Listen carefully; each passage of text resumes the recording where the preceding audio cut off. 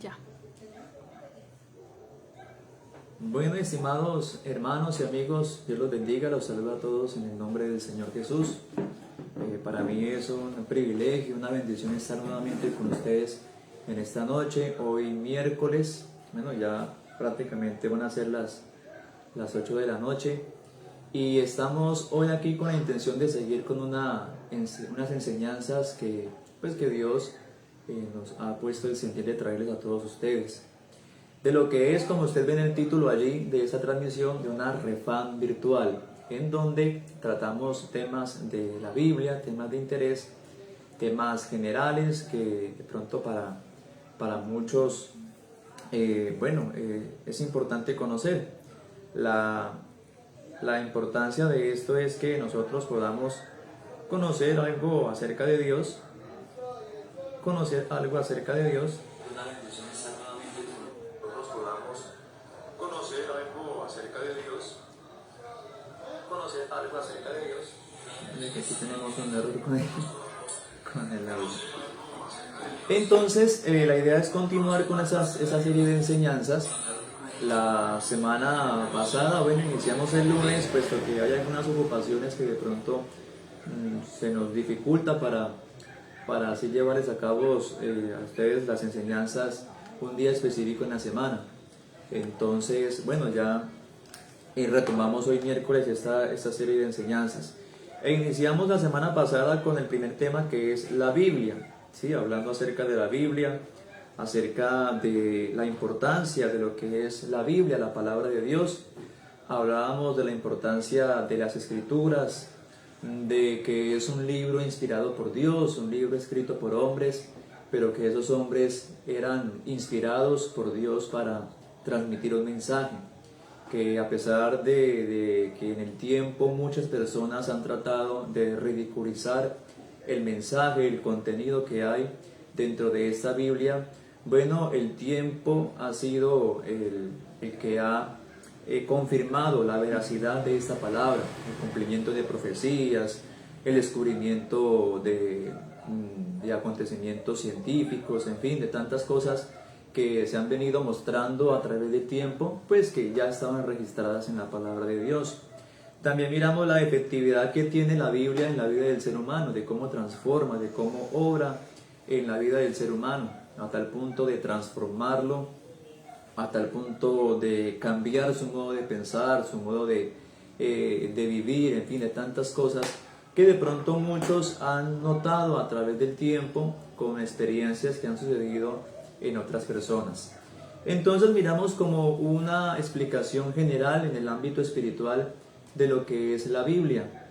Y quedamos pendientes para hablar acerca de, en esta clase o en esta enseñanza, para hablar acerca de la conformación como tal de la Biblia, de cómo está compuesta. Observamos que hay 66 libros en la Biblia evangélica, de por qué hay unos libros de más en la Biblia de la tradición católica, apostólica y romana. Miramos acerca de esos libros que están anexados, libros apócrifos, en fin, y hoy quedamos de entrar un poco más en detalle de qué tratan todo el contenido que tiene la palabra de Dios. Esto lo hacemos con el fin de compartir también el conocimiento que Dios nos ha dado por su gracia, por parte de otros maestros, en fin, de muchos predicadores que enseñan la palabra de Dios. Y la idea es compartir este conocimiento, lo que hemos aprendido, también con todos ustedes. Así que sin más preámbulo, vamos a entrar en detalle, en materia ya de lo que vendría siendo el contenido de la Biblia, cómo está compuesta, cómo está organizada, ¿sí? Miramos diferentes clases de libros que están también dentro de esta Biblia, y qué bueno que usted tenga en cuenta de qué trata cada libro, ¿sí? La secuencia que llevan estos libros, de la historia que relatan estos libros, a tal punto de llegar desde el Génesis hasta el Apocalipsis, que usted tenga un panorama de qué trata, de qué habla la palabra de Dios. Entonces, esta Biblia, la Biblia que usted posee en su casa o en su aplicación, en fin, empieza con un orden de libros. Y miramos que como dijimos la transmisión pasada, que la Biblia está dividida en dos partes, lo que se llama Antiguo Testamento y Nuevo Testamento. Hoy vamos a hablar un poco acerca del Antiguo Testamento. Y usted podrá observar que el primer libro de la Biblia que empieza es el Génesis, ¿sí? Que se le llama el libro de los orígenes. La palabra Génesis va relacionada con esa traducción, con ese significado de los inicios, ¿sí? De los comienzos. Entonces, precisamente el objetivo que trae este libro del Génesis es mostrarnos los inicios, el comienzo de diferentes áreas de la vida, de diferentes áreas que han venido desarrollándose a través de la historia.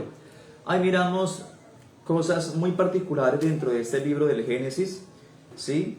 Y de pronto muchos podrán recordar la historia de Adán y Eva, que precisamente está ilustrada allí en el Génesis, porque es donde se nos muestra cómo Dios empieza a crear este universo, la tierra, todo lo que hay en ella, y precisamente también nos empieza a mostrar cómo fue que se empezó a formar el hombre.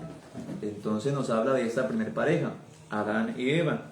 Nos habla también acerca de los sucesos que acontecieron con esta primer pareja, del pecado, de cómo entró el pecado, de la serpiente, en fin, de tantas cosas que de pronto algunos han escuchado, también han servido como base para muchas películas, en fin, para otras cosas así.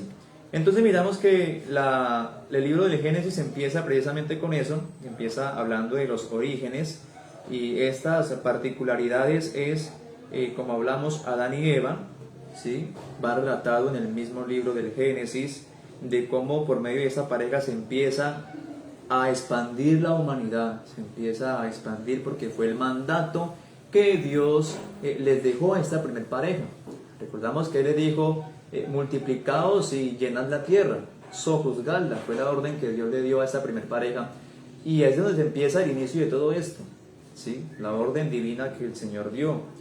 Entonces yo creo que más de uno tenemos claro ese aspecto de cuando se nos habla de Adán y Eva, ¿sí? Del pecado, que comió el fruto prohibido, en fin, de tantas cosas, que hablando un poco del fruto prohibido, muchos dicen que fue una manzana, en fin, pero la Biblia no registra eso.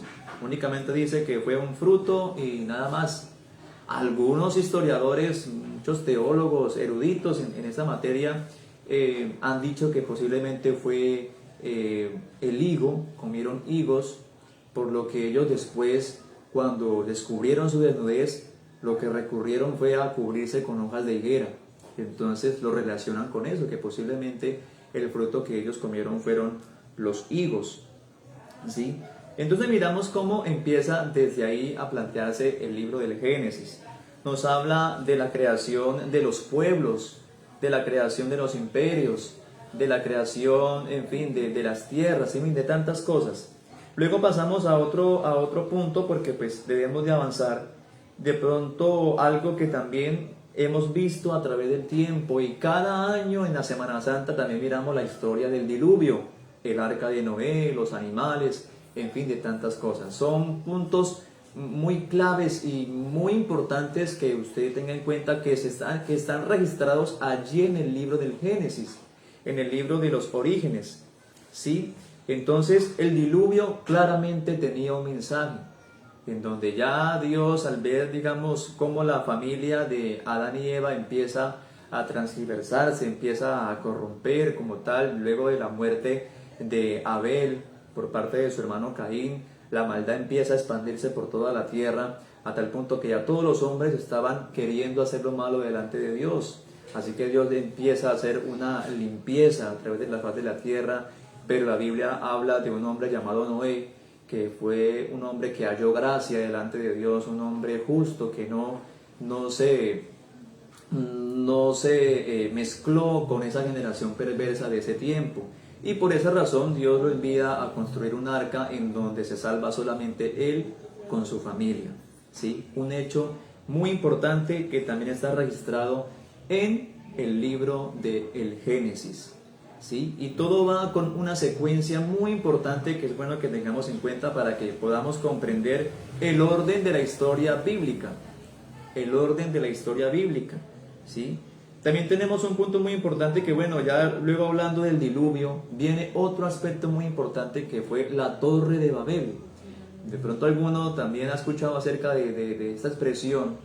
De pronto también se ha ilustrado en películas en la llamada Semana Santa, en la Semana Mayor, en donde algo muy particular que se ve en la Torre de Babel. Babel es un término que traduce confusión, en donde en ese momento Dios hace un juicio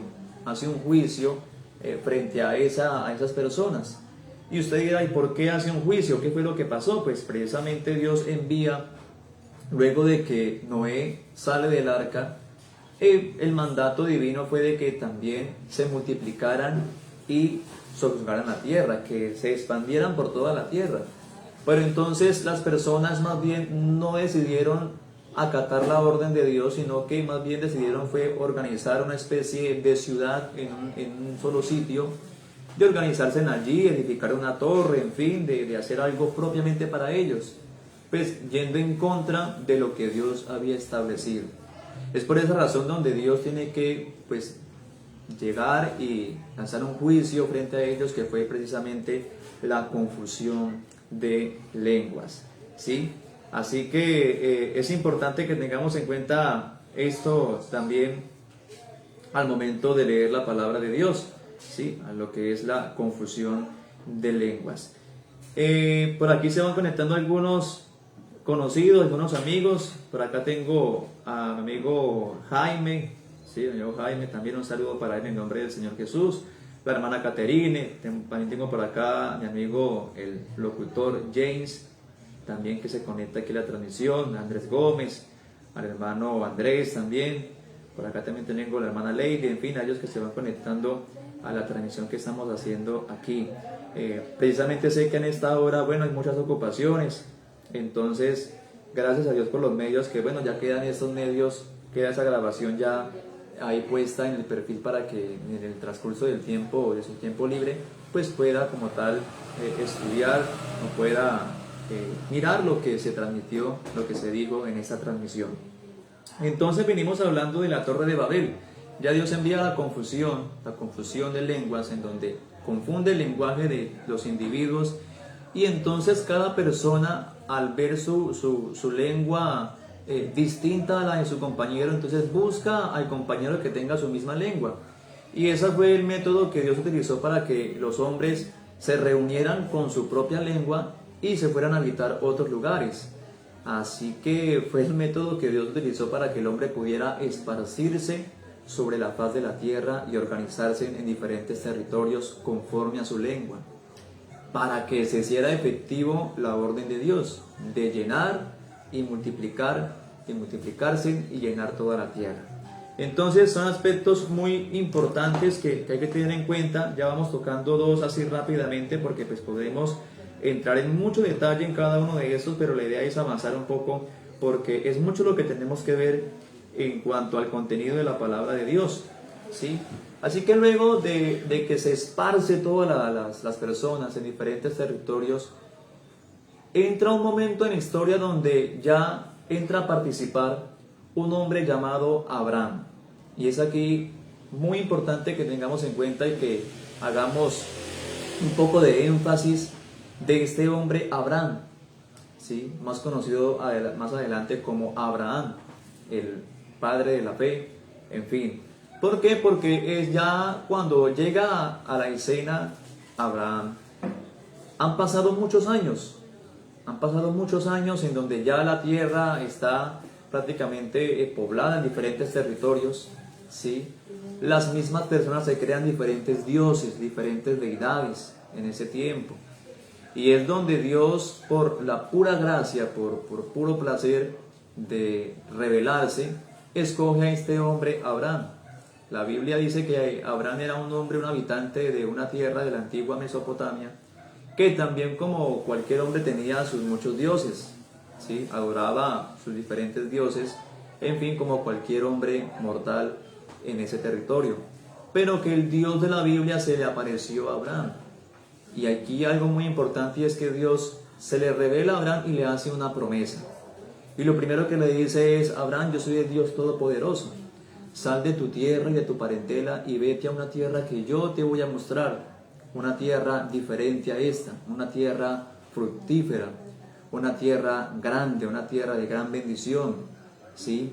Y algo también muy importante es que le dice que la simiente de él, su descendencia, iba a ser grandísima. Iba a ser grandísima como la arena del mar y como las estrellas del cielo. Iba a ser su descendencia enorme. Entonces, es un punto muy importante porque a partir de allí se empieza a mostrar otro relato en la Biblia acerca de una descendencia de este hombre, de la descendencia de Abraham, ¿sí?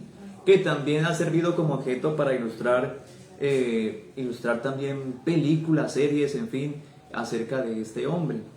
Entonces, cuando llega a la escena Abraham, Dios hace esta promesa de que su descendencia iba a ser grandísima. Abraham era un hombre pues ya anciano, tenía también su esposa llamada Sarai en un principio. Dios, a medida de que fue tratando con el hombre y que tenían esos encuentros con Dios, Dios empezó a cambiarles los nombres a esas personas, porque precisamente en la cultura hebrea, o en la cultura hebrea, por decirlo así, pues bueno, se va mostrando el significado de cada nombre. Ya luego de que Dios tiene ese encuentro, o Abraham tiene ese encuentro con Dios, ya Dios procede a cambiarle el nombre a Abraham, ¿sí? Que significa padre de gentes, padre de multitudes, significa la palabra Abraham, ¿sí? Y ahí vamos a ver también cómo más adelante Dios empieza también a cambiarles los nombres a otras personas que tenían ese encuentro con él. Y Dios le hace una promesa muy interesante a Abraham. Abraham, cuando se encontró con Dios, no tenía descendencia, no tenía hijos, ¿sí? Y era lo que más anhelaba Abraham en ese entonces. Entonces la promesa que Dios le hace es que la descendencia iba a ser mucha, pero entonces para que se diera esa descendencia tendría que empezar por algo, por su primer hijo. Y es ahí donde le dice que por medio de su hijo, su descendencia iba a ser enorme. Dios empieza haciéndole esta promesa a Abraham y dice la Biblia que al cabo de 100, cuando Abraham tenía 100 años, es donde le nace el hijo prometido, el hijo que Dios prometió, que fue de nombre Isaac, ¿sí? Fue el nombre Isaac, que fue el hijo de la promesa, como se dice en el lenguaje evangélico, en el lenguaje bíblico, el hijo de la promesa. Sobre ese hijo es que también descendería toda esa línea, esas grandes multitudes que Dios le había prometido hacía mucho tiempo a este hombre. Pero antes de que llegara Isaac, Abraham también tuvo un hijo también. ¿Por qué? Lo que pasa es que, bueno, ya Dios al hacerle esta promesa a Abraham, Abraham lo vio como algo imposible, ¿sí? Lo vio como algo que no se podía hacer. Y pasaba el tiempo y Dios no se reportaba con nada, por decirlo así en un lenguaje coloquial, ¿sí? No sucedía nada. Su esposa también iban pasando los años, iba pasando la edad, en fin, las fuerzas físicas iban acabándose, a tal punto que Abraham dudó como tal, y la misma mujer también dudó. Dice, pues la verdad, y para completar, la Biblia dice que la esposa de Abraham era estéril. Sara era una mujer estéril. Entonces, con esos factores, pues muy evidentes, cualquiera diría, no, pues ¿cómo va a ser esto? ¿Cómo yo ya voy para anciano, siendo ya un anciano, aproximadamente de 70 y algo de años, y mi esposa también ya va para anciana y estéril, ¿cómo voy a tener un hijo? Entonces es ahí donde ellos se adelantan de pronto, pues, de una manera intencional, por querer dar cumplimiento a la promesa de Dios. Entonces Sara se le surge la grandiosa idea de darle a su esclava, una egipcia, darle esa esclava a Abraham para que se llegara a ella y por medio de ella, que sí podía tener hijos, tuviera la descendencia. Y eso fue un error grandísimo porque obviamente sucedió. Abraham, pues al ver que su esposa le da prácticamente esta salida, y pues bueno, muy obediente era su esposa, pues se llega a su esclava, la egipcia que tiene por nombre Agar, y de esa unión pues sale el primer hijo, según la carne, de Abraham, que fue porque llamó su nombre Ismael por mandato divino. ¿Sí? ¿Por qué es importante tener en cuenta esto? Porque es el primer hijo de Abraham, llamado Ismael. De Ismael también se desprende una serie de personas, una serie de personajes en gran cantidad, ¿sí? En gran cantidad también, una descendencia numerosa, que es lo que según la historia y según los registros de los estudiosos han llegado a concluir que es toda la descendencia de Ismael corresponde a la línea árabe. Los países árabes o toda la línea sanguínea árabe viene precisamente de allá, de Ismael, de ese primer hijo. Así que es evidente ver que los árabes que conocemos hoy en día, con toda esa cantidad de países, de Egipto, de Arabia Saudita, de Qatar, en fin, de todos esos países que son muy nombrados, de Dubái, que son árabes, precisamente vienen de la línea de Abraham. O sea que Abraham también es el padre de ellos según la carne. Pero esa no era la promesa de Dios. Dios había establecido que otra promesa. ¿Por qué? Porque ese hijo, ese hijo saliente entre esa unión de Abraham y la esclava, pues no fue por mandato divino.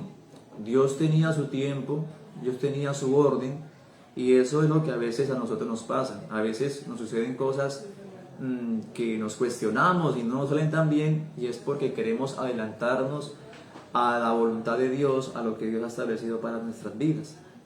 Cuando nace Ismael, entonces, tiempo más adelante, cuando ya Abraham tenía 100 años, es donde nace su hijo Isaac. Por intervención divina, por un milagro que sucede en la vida de ellos, porque ya la Biblia habla de que a Sara, su mujer, le había ya cesado la costumbre de las mujeres, ¿sí? Sus fuerzas físicas ya habían menguado, una anciana. Pero el milagro divino ocurrió ya por medio de esa unión entre Abraham y Sara, es donde nace este hijo, el hijo de la promesa, aquel hijo que una vez Abraham iba a sacrificar, allá por un mandato donde Dios prueba la fidelidad de Abraham, ¿sí? Isaac. Y de Isaac se empieza a desprender ya toda la línea de la promesa que Dios había hecho para con Abraham.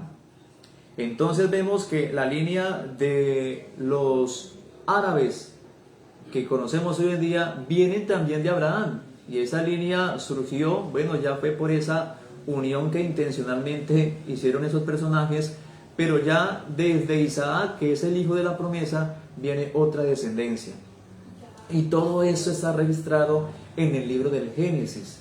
Por eso es bueno que si usted quiere conocer los inicios de los sucesos, de los acontecimientos que estamos viendo hoy en día, debe trasladarse al libro del Génesis.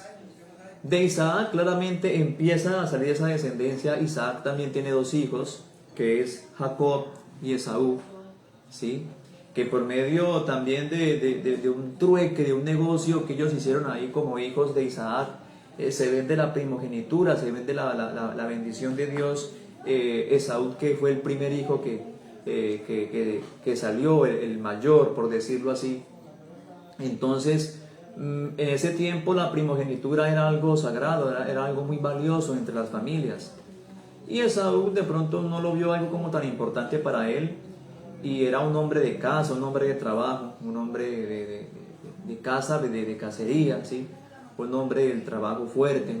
En cambio Esaú era un hombre, Jacob era un hombre de casa, más hogareño, un hombre de malos quehaceres y un hombre más astuto, ¿sí? Y tras un negocio que ellos hicieron por ahí, pues termina Esaú vendiéndole la primogenitura a Jacob. Y ya por medio de un engaño que hicieron a su padre Isaac, que ya estaba ciego allá al final de sus días, entonces es donde Isaac le impone la mano a Jacob para que recibiera la bendición de sus padres, la bendición patriarcal, la bendición de Dios. Y es ahí donde desde la línea de Jacob se desprenden también 12 hijos, ¿sí? 12 personajes que se conocen como las 12 tribus de Israel. ¿Por qué Israel? Porque, como habíamos dicho anteriormente, los nombres tenían un significado. Entonces Jacob traducía tramposo, mentiroso, ladrón, usurpador. Eso era lo que significaba el nombre Jacob. Y ya luego de que Jacob tiene un encuentro con Dios en un recorrido que hace, entonces Jacob desea cambiar. Ya le han pasado unas experiencias luego de haber engañado a su hermano, de haber engañado a su padre, en fin, de tantas cosas que según él le habían ocurrido. Entonces él se cansa de esa vida y quiere un cambio de vida, un cambio de posición. Y es ahí donde él lucha para que Dios pueda transformar esa vida. Y en un suceso que también está registrado, porque estamos hablando del Génesis, es donde Dios ve esa perseverancia, esa constancia de Jacob por querer cambiar, por querer obrar diferente, en donde ya él le cambia el nombre.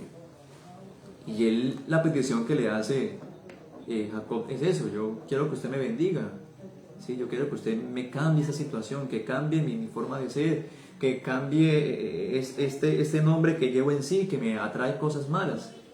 Y es ahí donde Dios le dice: entonces no se llamará más tu nombre Jacob, sino Israel, que traducido es príncipe de Dios.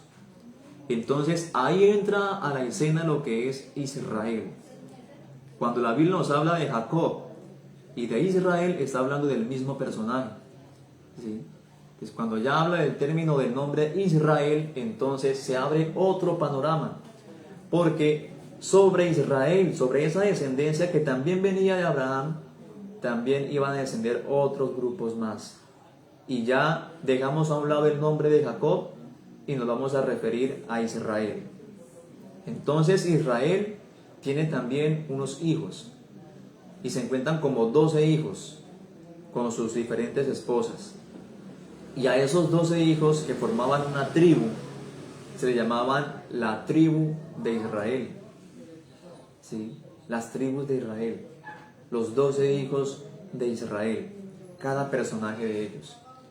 Entonces, algo muy interesante aquí también, que vamos a ir entrando también en el fondo y en detalle de la historia, es mirar cómo por medio de estos hijos, que era una familia, la familia de Israel o la familia de Jacob, pues suceden también una serie de cosas también, importantes, porque uno de sus últimos hijos, que fue llamado José, ¿sí?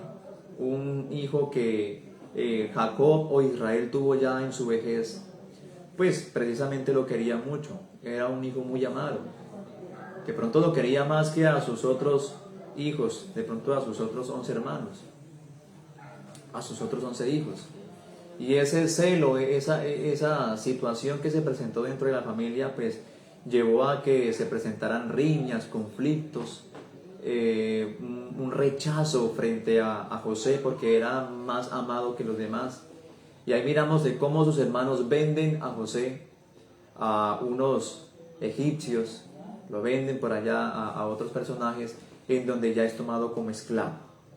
Entonces ya recordamos lo que miramos también en las películas de Semana Santa, donde miramos la historia de José el soñador. Inclusive por ahí también hubo una serie televisiva que ya hablaba de José también, ¿sí? De José el soñador.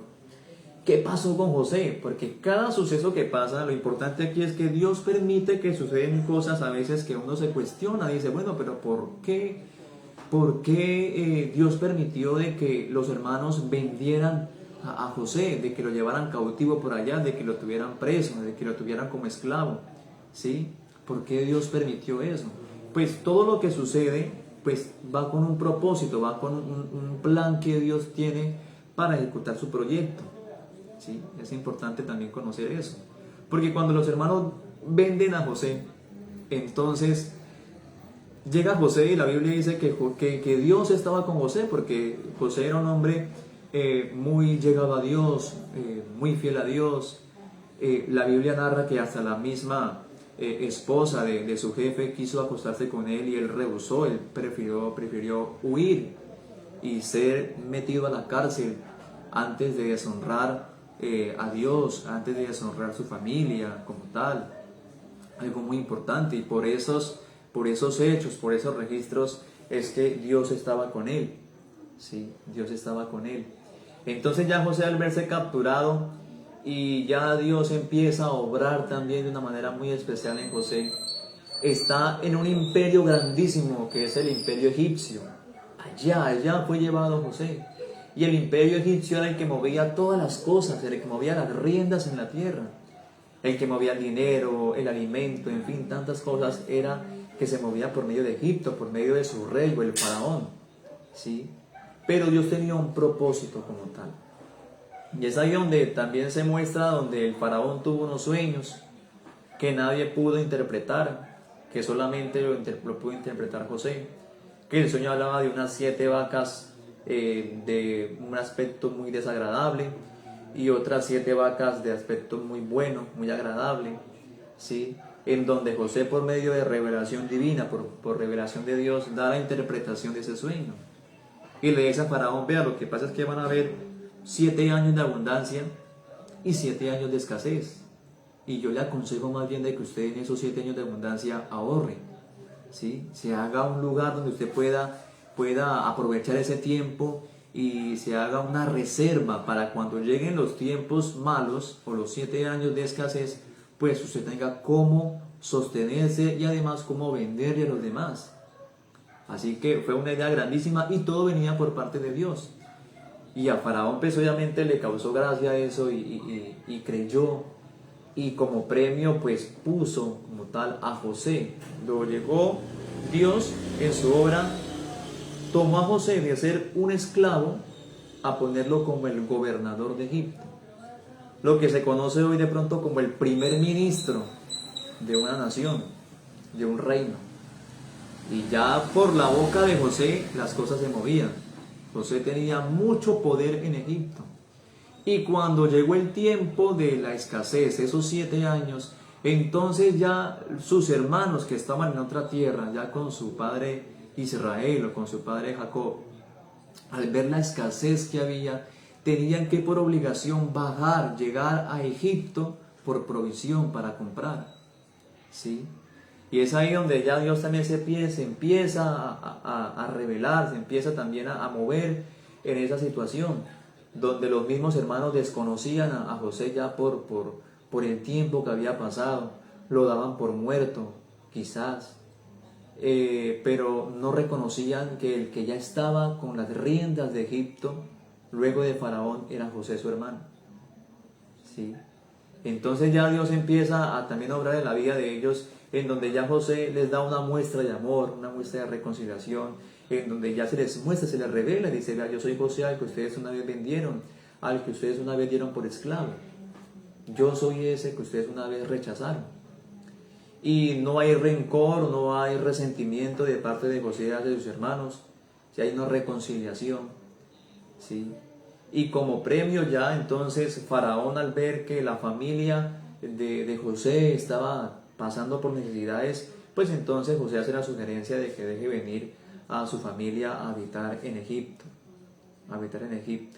Y es ahí ya cuando con 70 personas ya desciende Israel a Egipto y se les da un lugar en donde ellos gozan de privilegios por ser familia del gobernador de Egipto. Pero entonces todo no termina allí, ¿sí? Y aquí vamos entrando ya en lo que es el desenlace de lo que sería el libro del Génesis, porque el libro finaliza como tal con un pueblo escogido por Dios, con un pueblo a quien Dios decide obrar en ellos, que es el pueblo de Israel.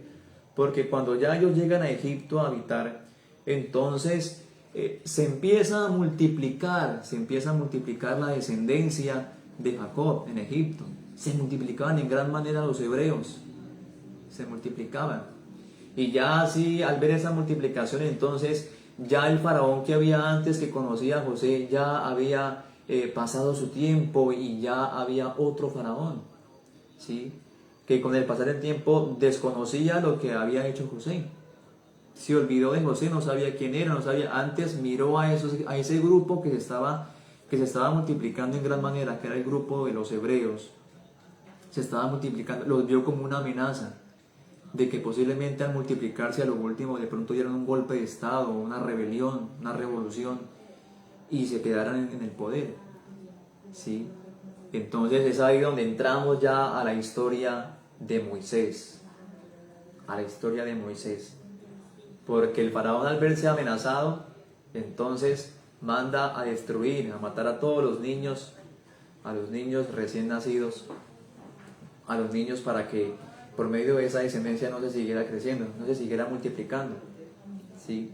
Y ahí también entramos a otra de las películas y series que también hemos visto en la televisión que nos habla de Moisés, de cómo una madre para rescatar y salvar a su hijo lo pone en una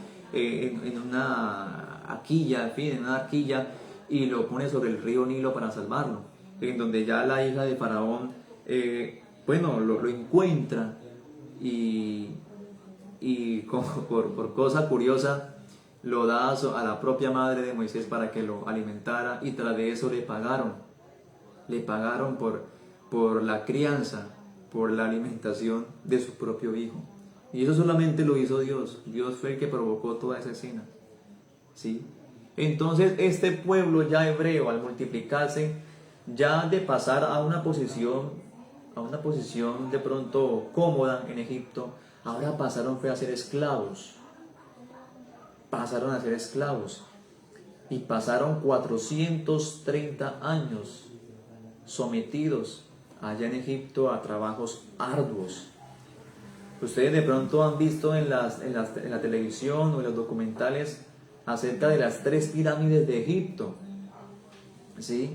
Y según la historia dice que en la construcción de esas 3 pirámides estuvieron los hebreos que fueron esclavos en ese tiempo. Ellos prácticamente fueron los obreros de esas 3 pirámides que miramos hoy en día, ¿sí? Entonces a ese término, a esa esclavitud, ya el pueblo gemía y de pronto el pueblo también, algunos se acordaban de las promesas de Dios y todo, y ese gemir dice que subió a los oídos de Dios, que Dios escuchó el gemir de ellos y ya es donde entramos como tal. Aquí ya estamos entrando a lo que es el libro del Éxodo, que el libro del Éxodo significa la salida, ¿sí? Significa la salida, la partida. Entonces ahí donde Dios ya por mano de Moisés, a quien Dios elige para ir a rescatar un pueblo, al pueblo de la descendencia de aquel personaje que una vez allá en el Génesis le hizo la promesa. Entonces cuando usted va leyendo ese libro, que es un libro histórico, también un libro de mucha antigüedad, pues va entrando en relación de cómo van surgiendo las cosas, ¿sí? De cómo van surgiendo las cosas. Y vemos que ya en el libro del Éxodo se manifiesta Dios. Tenemos algo, trascendental en el libro del Éxodo, que son las 10 plagas, en donde Faraón no quería dejar salir al pueblo de Israel, a la descendencia de Israel no lo quería dejar salir, los quería tener como esclavos. Dios tiene que intervenir allí para, por medio de 10 plagas, afligir el corazón de Faraón hasta que el pueblo sale. Ahí encontramos los milagros, la apertura del gran mar rojo, donde el pueblo cruzó, ¿sí? Y el Éxodo también nos relata todo acerca de esa peregrinación que tuvo el pueblo de Israel, ya un pueblo elegido por Dios, donde también Dios se le manifiesta a Moisés, el pueblo en el monte Sinaí, y les da una ley, ¿sí? Ahí se empieza a hablar de la ley. Éxodo capítulo 20 habla de los 10 mandamientos, ¿sí? Y eso da también de pronto un poco de luz a preguntas que la gente se hace. Porque vemos que antes del monte Sinaí, antes de promulgarse ese decálogo, esos 10 mandamientos, pues la gente se podía multiplicar con sus parientes. El hermano con la hermana, la mamá con el hijo, en fin, se podía hacer. Porque no había una ley que rigiera como tal esos hechos, esas actuaciones. Pero ya cuando llega la ley de Moisés, o la ley del Sinaí, o los 10 mandamientos, ya Dios le pone un alto a eso. ya Dios le pone un alto a esa situación. Dice, no, si antes era así, de ahora en adelante va a ser así diferente. Y ya empieza a restringir de que ya entre familias no se pueden unir, de que ya tenían que actuar diferente. Por eso usted va a encontrar en el libro del Génesis que, bueno, que se unió a su hermana, que se llegó a su hermana, entre parientes se fueron multiplicando, donde unas hijas también se acostaron con su padre para que no se perdiera la generación, no se perdiera la descendencia, ¿sí? Miramos que en la historia de Sodoma y Gomorra, que también está relatada en el Génesis, las hijas de Lot, ¿sí? Sus hijas mismas, al ver que ya su madre había muerto porque se convirtió en una estatua de sal, porque no quiso obedecer el mandato divino, ellas al verse únicas, solas, porque toda la ciudad había sido destruida, dijeron, no, pero vamos a quedar sin descendencia, porque hasta nuestros maridos también murieron. La única aquí es acostando con nuestro padre, y lo embriagaron, lo emborracharon hasta que cada una de ellas se llegó a su padre y de ahí nacieron unos hijos. ¿Sí? Entonces todo eso sucedía porque en ese tiempo no había una ley que rigiera como tal los actos del ser humano. Pero cuando ya Dios elige un pueblo, cuando ya Dios escoge ese pueblo de Israel, es al único pueblo a quien Él se revela como pueblo, como una gran multitud de gente, y le empieza a dar esa serie de ordenanzas. Por eso es que la nación de Israel tiene ese privilegio y tiene ese ego, por decirlo así de esta manera, de que ellos son la única nación del mundo, de la tierra, a quien Dios les dio una ley, a quien Dios les dio unos estatutos. Todas las demás naciones del mundo tienen leyes hechas por los hombres, ¿sí?, que se elaboran por medio de los hombres, pero Israel cuenta con ese privilegio de que el Dios de la gloria, el Dios creador, fue el que les dio esa ley, el que les dio una forma de culto, el que estuvo con ellos, el que los gobernó. Por eso Israel es la única nación o el único pueblo que ha sido teocrático, ¿sí? Ha vivido un tiempo teocrático en donde ha sido gobernado por Dios, donde Dios era el que juzgaba, donde Dios era el que los regía, donde Dios le daba las ordenanzas, donde Dios los bendecía, ¿sí? Y todo eso trata de este libro del Éxodo, donde ellos salen de esa esclavitud, donde Dios los saca de Egipto con mano fuerte, con mano poderosa, y los lleva hacia una tierra abundante, una tierra agradable, lo que se conoce en la Biblia como la tierra de Canaán, que la Biblia lo narra con una gran figura literaria y lo describe como una tierra donde fluye leche y miel, una tierra muy fructífera, próspera, donde ellos podrían vivir tranquilamente, ¿sí? Y empiezan ya luego de salir de Egipto todo ese viaje por el desierto, 40 años transitando por el desierto para llegar hacia esa tierra prometida. Así que ese libro del Éxodo también narra todos estos hechos muy importantes que también los invito a que lo lean. Es un libro también muy bueno para uno conocer algo acerca de las Escrituras. Entonces, mis hermanos y amigos, qué bendición estar aquí compartiendo con todos ustedes. Por aquí quiero saludar de pronto a algunos hermanos que se van conectando y amigos. Por acá tengo también a Yuli que se conecta, Yuli Andrea Carvajal también. Un saludo muy especial, Yuli, en el nombre del Señor Jesús. Por acá tengo también al hermano Fabio, que se conecta también, creo que desde Bogotá o de cualquier parte donde esté conectado, a la hermana Jenny. Por acá también tenemos a la hermana Claudia, al hermano Daniel Gómez, hermano Fabián, al hermano John Freddy Valenciano también, que se conecta, ¿sí? También a la hermana Lisnaye también, que se conecta también. Bendiciones también para usted, hermana, en el nombre del Señor Jesús. Entonces, de pronto, algunos de mis hermanos ya conocerán el panorama del que estamos tocando aquí, pero como dijimos en la primera transmisión, esto se hace para que los amigos, los simpatizantes, puedan tener un poco más de idea de lo que trata la palabra de Dios, de lo que trata la Biblia. De que si usted llega al libro del Éxodo tenga un panorama de qué se trata el Éxodo, de qué va a encontrar allí. Que si va a leer el Génesis también tenga una idea de qué va a encontrar allí, de cómo leerlo. Y así usted se le va a hacer un poco más agradable la lectura de la Biblia, la lectura de la palabra de Dios. Amén. Entonces, pasando ya por este libro o por este periodo de tiempo donde ya estamos en el Éxodo, tenemos otros libros más que están aquí en la palabra de Dios, en la Biblia, ¿sí? Tenemos el libro de Levítico, ¿sí? Levítico viene del nombre de una tribu, también de una tribu de Israel llamada Leví, la tribu de Leví, que fue un grupo de personas a quien Dios escogió para organizar el culto, para llevar a cabo el culto, ¿sí? En ese libro se va a encontrar una serie de rituales, de ceremonias, de sacrificios, de un montón de cosas que Dios manda a prohibir y a ejercer dentro de la ley, ¿sí? Dentro de la ley para ese pueblo de Israel, lo que es el libro de Levítico.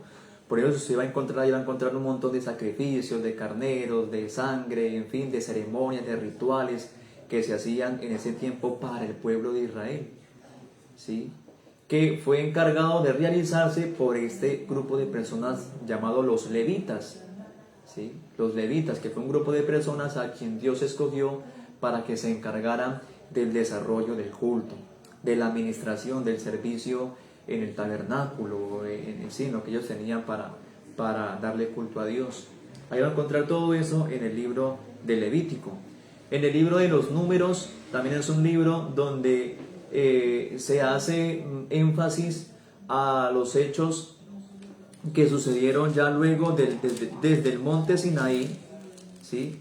Desde el monte Sinaí hasta ya prácticamente llegar al lindero de la tierra prometida, ¿sí?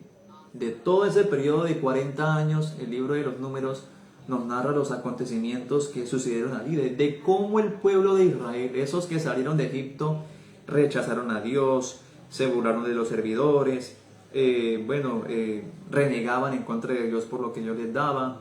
Cada vez que venía una dificultad, preferían haber estado en Egipto que soportar esa situación. No creían en el Dios que los estaba sacando y que les había dado todas esas bendiciones en el transcurso del desierto.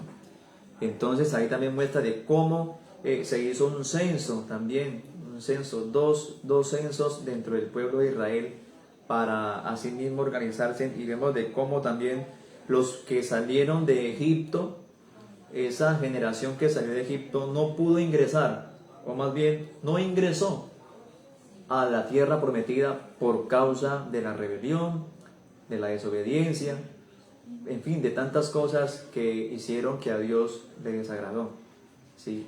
Entonces Dios llega a la decisión más bien de que la descendencia de ellos, sus hijos, los hijos que nacieron en el desierto, esa descendencia era la que habría de entrar a la tierra prometida. Entonces en el libro de los Números usted podrá encontrar esos detalles de qué suceso, de cómo se enfrentaron a pueblos enemigos que quisieron acabarlos y cómo Dios también los ayudó en las batallas, ¿sí? Al pueblo de Israel. Israel de por sí es un pueblo que siempre ha sido guerrero.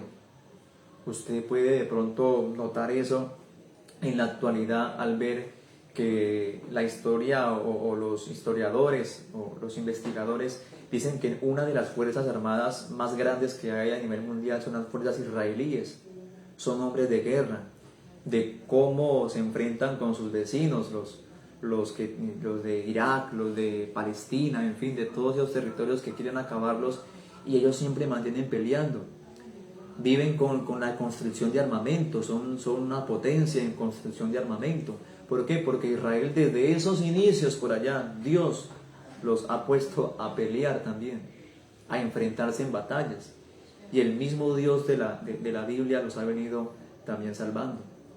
De pronto los que conocen la historia, sí, un poco más allá, podrán ver en esa famosa guerra que hubo por allá en 1967, creo que fue la guerra de los 6 días, donde Israel se enfrentó a una coalición de países árabes que quisieron destruirlo, y solamente en 6 días Israel los destruyó a todos y ganó territorios, porque Israel es un país guerrero, es un pueblo guerrero, ¿sí? Entonces miramos cómo este pueblo empieza, ¿sí? Se registran esos acontecimientos en el libro de los Números. Y ya cuando entramos al libro del Deuteronomio, ¿sí? Con el libro del Deuteronomio finalizamos los primeros 5 libros de la Biblia. Génesis, Éxodo, Levítico, Números y Deuteronomio, que a esos 5 libros se le llama la ley o se le llama la Torá en la cultura hebrea, ¿sí? La Torá o el Pentateuco, se le llaman por estos nombres. Es un libro religioso que hasta el día de hoy veneran en la nación judía, ¿sí? Hasta los mismos árabes también, los musulmanes también creen en este libro, lo aceptan como el Pentateuco, como la ley, esos 5 primeros libros de la Biblia, en donde todos estos 5 libros fueron escritos por mano de Moisés, en donde Dios le daba a Moisés la inspiración para escribir el Génesis, ¿sí? Para relatar lo que pasó en el Éxodo, en los otros demás libros.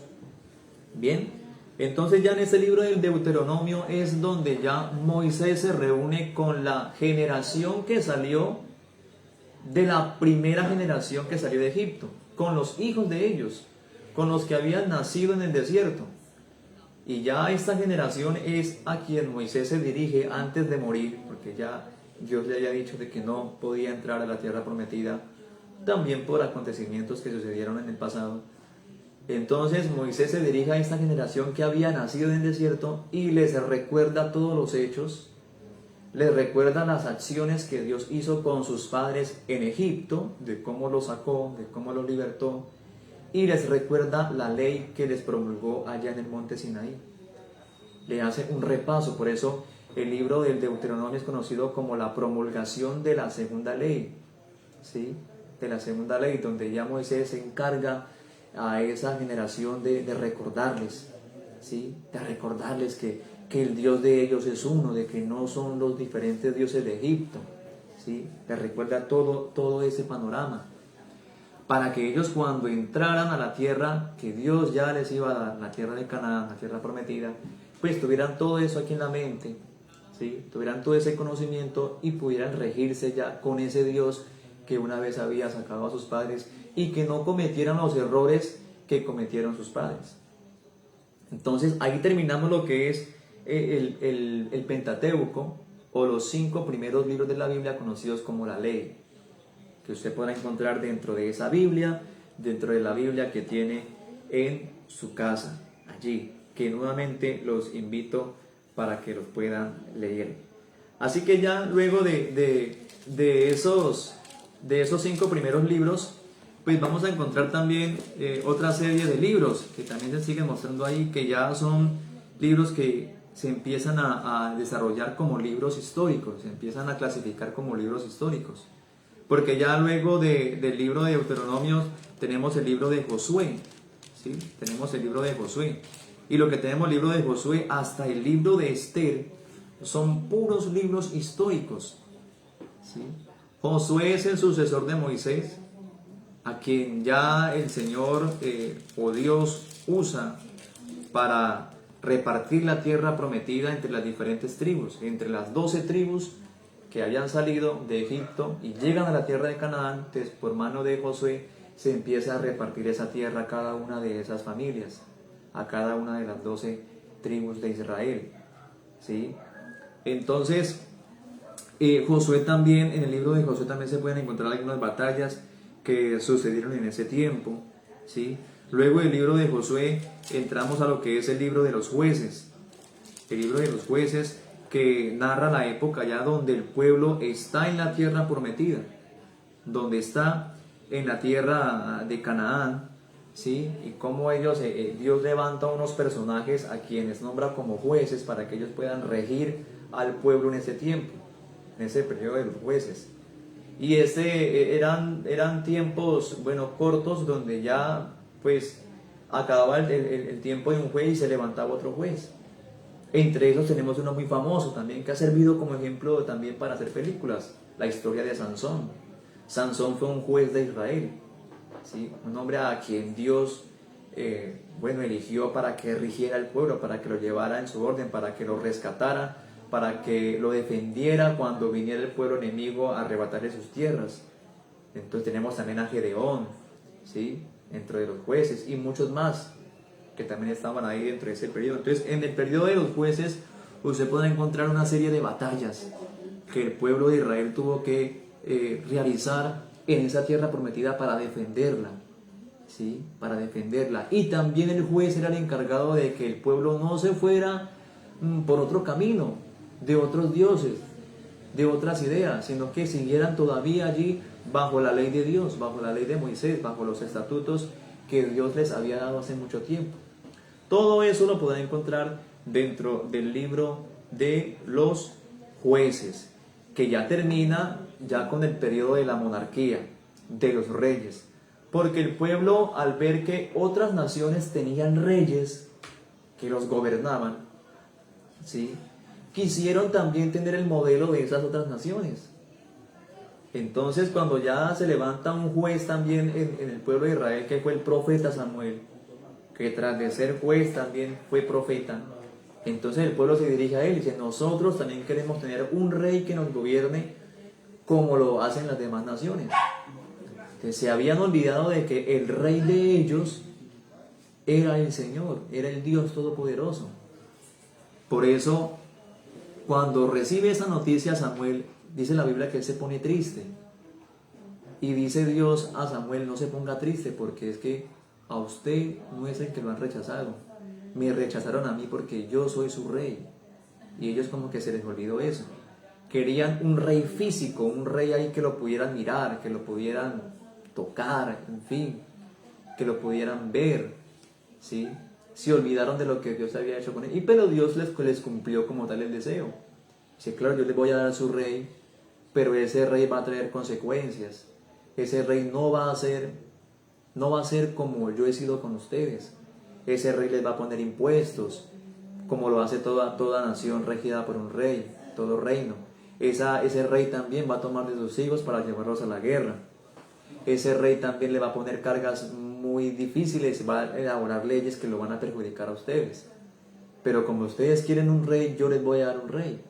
Entonces el periodo de los jueces ya entra entre esa transición del término de esos primeros jueces a entrar a los primeros reyes de Israel, en donde ya tenemos al primer rey de Israel, que fue este hombre llamado Saúl, ¿sí? Saúl, que fue un hombre ya elegido por Dios para que fuera ese primer rey que gobernara como tal ya a un reino.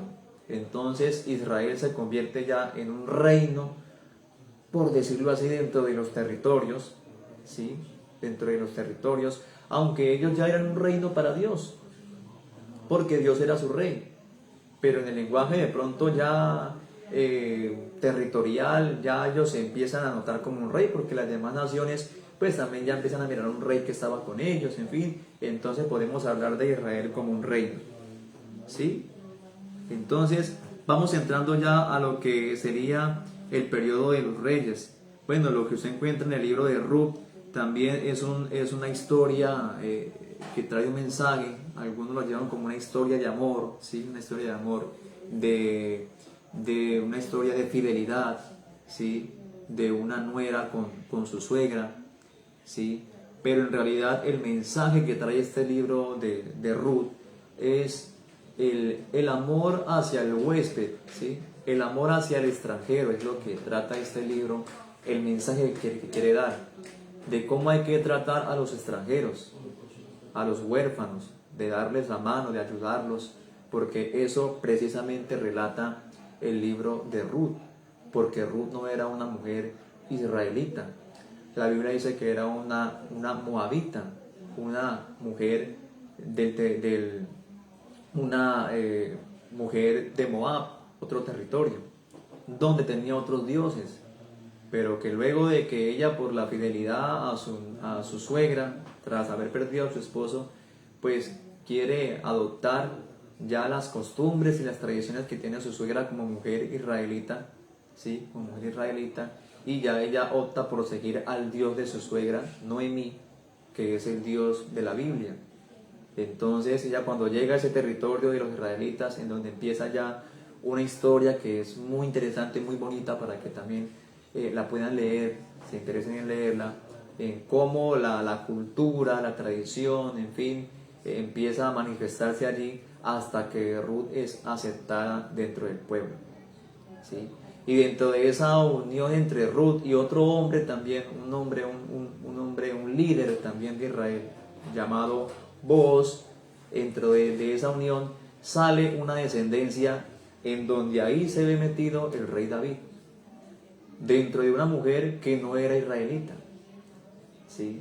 Entonces eso nos muestra un mensaje de que Dios también trata con personas de diferente clase, no con alguien específico.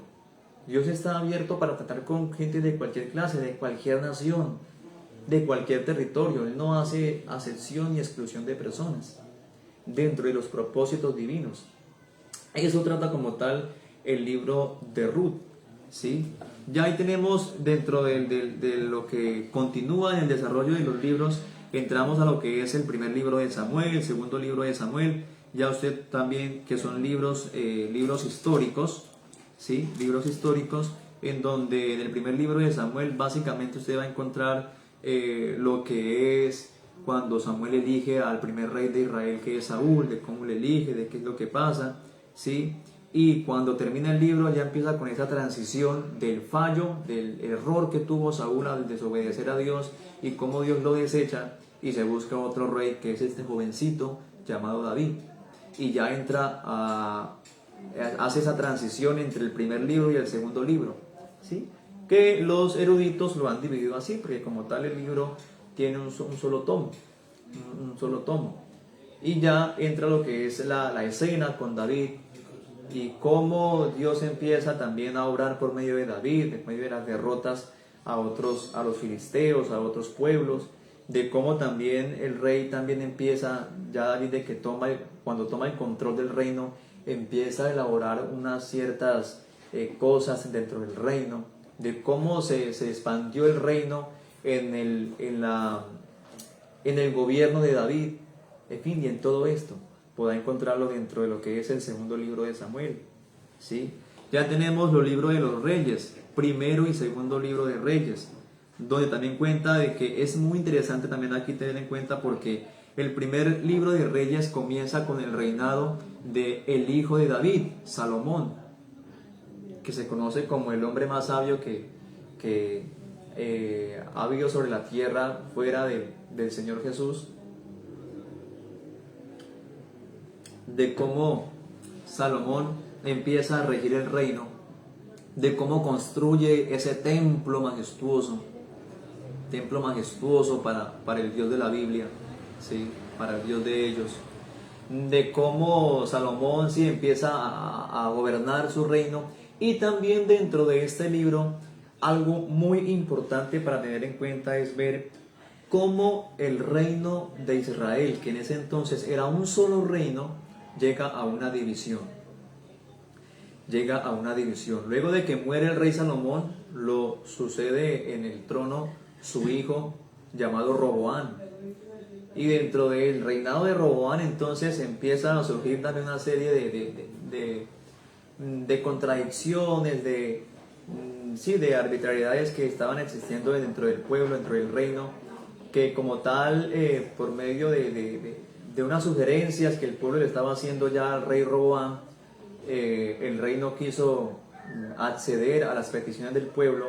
Entonces el pueblo se divide, el reino se divide por medio de otro hombre, ¿sí? Llega un hombre llamado Jeroboam y es el que influye en que el reino se divida. Entonces, dentro de este primer libro de los Reyes podemos encontrar cómo el reino de Israel se divide en dos, y se divide ya con los nombres del reino del sur, el reino del norte, perdón, y el reino del sur. Y en el reino del norte se van todas las 10 tribus de Israel, se van 10 tribus para ese reino, ¿sí? Para el reino del norte. Y en el reino del sur se quedan únicamente 2 tribus, que fue la tribu de Judá y la tribu de Benjamín, ¿sí? Que se quedaron con el templo que había edificado Salomón en ese entonces. Entonces se divide esos 2 reinos. Y es también importante aquí porque ya en el segundo libro de los Reyes, en ese mismo periodo donde los reinos se dividen, donde está el reino del norte y el reino del sur, entonces los habitantes del reino, las tribus, empiezan a adoptar otras maneras de vivir, otros dioses. Ese hombre que influenció en la división del reino, Jeroboam, es el que induce a sus hermanos allí, induce allí a las 10 tribus a que busquen otros dioses, a no el Dios de la Biblia, ¿sí? Y se van y se establecen dentro de una región llamada Samaria. Y allí ellos empiezan a adoptar otros dioses. Y es ahí donde Dios les envía muchos profetas, les envía algunos profetas a esa región para que les profetice, para que les hable, para que les digan que se vuelvan a Dios, de que lo que están haciendo no es correcto, ¿sí? De que están rechazando a Dios, ¿sí? De que están haciendo a un lado la ley de Dios, adoptando a otros dioses, ¿sí? Entonces tenemos la escena de Elías en el monte Carmelo, en fin, porque ellos adoptaban al dios Baal, a la diosa Acera, en fin, de diferentes clases de dioses que a los profetas tienen que enfrentarse con sus mismos hermanos para inducirlos, para exhortarlos, para amonestarlos de que se vuelvan al verdadero Dios de ellos. Eso sucedía allá en el reino del norte, ¿sí? Lo mismo también pasaba con la injusticia que estaba sucediendo en el reino del sur, donde también Dios envía a otros personajes, otros profetas, que les hable a ese reino, a esas personas, de que traten bien al huérfano, de que obren con justicia, de que ya no profanen el templo, en fin, de que lleven la ley como tal correcta delante de Dios, ¿sí? Entonces, mire que la división del reino empieza con problemas tanto en una parte como en otra. Empieza con una serie de problemas. Y entonces ahí miramos cómo Dios le envía a esos personajes, los llamados profetas, para que ellos puedan corregirse. Eso lo podemos ver dentro del primer libro de los Reyes. Y ya en el segundo libro de los Reyes podemos ver también, o podemos encontrar, de cómo los imperios o las naciones vecinas conquistan a estos territorios, a estos reinos divididos. Porque Dios les había dicho, ya, las consecuencias de lo que ustedes están haciendo al rechazarme, al provocarme a ira con otros dioses, eso trae consecuencias. Y se lo decía por boca de los profetas.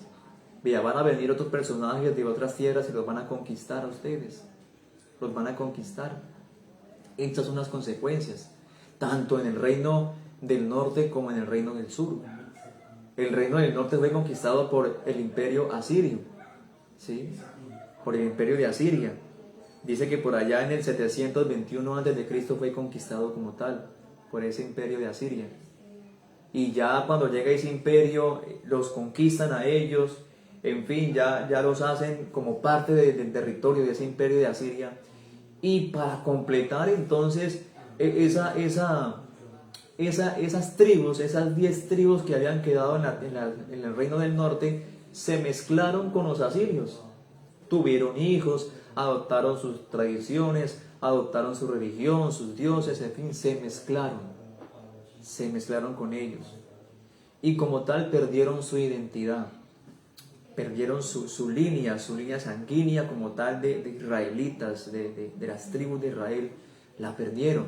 Por eso es que hoy en día los historiadores viven buscando el rastro de las 10 tribus perdidas. Uno encuentra por ahí documentales en donde muchos historiadores empiezan a hacer un recorrido en diferentes partes de la antigua tierra de Mesopotamia, tratando de buscar de pronto las 10 tribus perdidas, pero no, lo que pasa es que ellos se perdieron, fue porque se mezclaron, perdieron su identidad de ser pueblo de Dios al mezclarse con gente gentil, con las gentes, con gente que no era aceptada por Dios, ¿sí? Eso hace alusión a lo que son la perdición de las 10 tribus de Israel.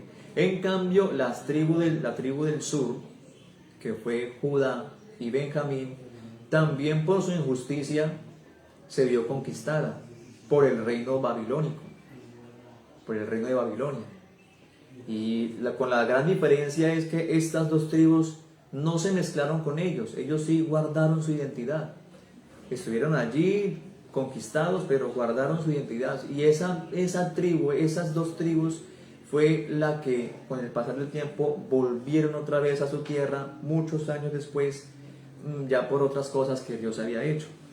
Entonces ya esa alusión, ¿sí? Miramos que en el segundo libro de los Reyes usted podrá encontrar como tal qué pasó con las conquistas de estos imperios a estos reinos divididos del pueblo de Israel. Entonces, bueno, ahí tenemos este panorama de lo que trata cada uno de estos libros. Quiero ser así un poco detallado. Les comparto lo que he aprendido. Eso sí es muy importante destacar que he aprendido. Dios me ha dado la oportunidad de aprender esto por boca, por enseñanzas de personas ilustres, estudiosas de la palabra de Dios. Y mi deseo es compartirle esto a todos ustedes para que conozcamos la Biblia, para que la acojamos, para que nos familiaricemos con ella, que tengamos ese plan de lectura y nos deleitemos en descubrir la historia de las cosas, la historia de las cosas. Así que qué bueno que usted vaya de pronto, no sé si de pronto ahí estén tomando algún apunte o algo, sería bueno. Sin embargo, yo quiero dejar hasta aquí el día de hoy, porque pues sé que la noche avanza y hay que descansar, y quería retomar Dios mediante el próximo lunes, si Dios nos concede la vida, para seguir con el estudio de cada uno de estos libros. Me perdonan de pronto si ha sido un poco extenso, pero a pesar de eso hemos ido muy rápido en cada uno de estos libros, resaltando las características de cada libro, de lo que sucedía en ese tiempo, ¿sí? Así que la invitación y un mensaje final de pronto para ir concluyendo la lección del día de hoy es que algo muy importante es ver de cómo Dios está a través de todos estos tiempos. Desde el Génesis hasta donde quedamos, que es el segundo libro de los Reyes, Dios siempre permanece fiel a sus promesas. Porque ya estamos hablando aquí como tal de un pueblo escogido por Dios en ese tiempo, que era el pueblo de Israel, en donde Dios trataba específicamente con ellos, y que a pesar de ser una nación rebelde, una nación apóstata, una nación que rechazaba a Dios, ¿sí? Una nación que obraba con injusticia, a pesar de todas esas cosas, Dios siempre se mantuvo fiel, guardándolos a ellos, por la promesa que una vez le hizo allá en el Génesis a un hombre llamado Abraham. Entonces déjenme decirles, estimados amigos y hermanos, que el Dios de la Biblia es un Dios fiel. Más fiel que Él no puede haber. Él es fiel, ¿sí? Es uno de sus atributos, unos atributos que Él también comparte con nosotros, que a pesar de que fallemos, a pesar de que cometamos muchos errores, Él siempre está ahí para tendernos la mano si nosotros nos dejamos ayudar. Claro está, si nosotros nos dejamos ayudar. Porque si nosotros no queremos que Dios nos ayude, pues Dios es respetuoso en las decisiones. Así como miramos que el pueblo de Israel, en el momento que no quiso más que Dios lo gobernara y querían un rey físico, un rey que estuviera ahí con ellos, Dios les respetó la decisión y les dio lo que ellos querían. Así que qué bueno que usted pueda pensar, analizar un poco esa temática y de cómo Dios viene obrando a través de toda la Escritura. Y vamos con la ayuda de Dios a mirar en el transcurso de la siguiente clase de cómo Dios también se sigue mostrando a través de los siguientes libros que van mostrándose allí, ¿sí? Para así de pronto entrar a un estudio bien detallado acerca de la Biblia, de la palabra de Dios. Así que bueno, yo les agradezco en el nombre del Señor Jesús, les deseo las más ricas bendiciones, agradecerles a los que estuvieron conectados, a los que de pronto van a llegar más adelante a la transmisión también, ya luego de que esto quede grabado. También los saludo en el nombre del Señor Jesús. Espero que esto sea de bendición, que esto sea de gran ayuda para el conocimiento, para conocer un poco acerca de Dios. Saludar por acá, tenemos a mi amigo Eduardo Becerra también por ahí que se conecta. Si está en la transmisión, saludarlo en el nombre del Señor. A la hermana Claudia y a todos los que también han estado por ahí pasando en medio de este perfil y mirando esta transmisión. Esa es la Refan virtual, ¿sí? Una Refan virtual. Y bueno, ya los medios de comunicación nos dan esa facilidad de poder llevarles a todos ustedes estas enseñanzas que son de gran bendición de verdad. Y una vez más los animo a que estudiemos la palabra de Dios, a que leamos la Biblia todos los días. Ojalá la leamos por orden, ¿sí? Si usted nunca se la ha leído un plan de lectura, entonces aquí estamos mirando cómo está organizada para que así mismo se anime y tome un plan de lectura de la palabra de Dios, y para que vaya conociendo al Dios de la Biblia, que todavía sigue obrando en la vida de muchos en el día de hoy. Que Dios los bendiga a todos. Saludos en el nombre del Señor Jesús, y nos veremos el lunes, Dios mediante, si es la voluntad del Señor, aquí en este mismo sitio, en este mismo lugar. Que Dios los bendiga. Feliz noche.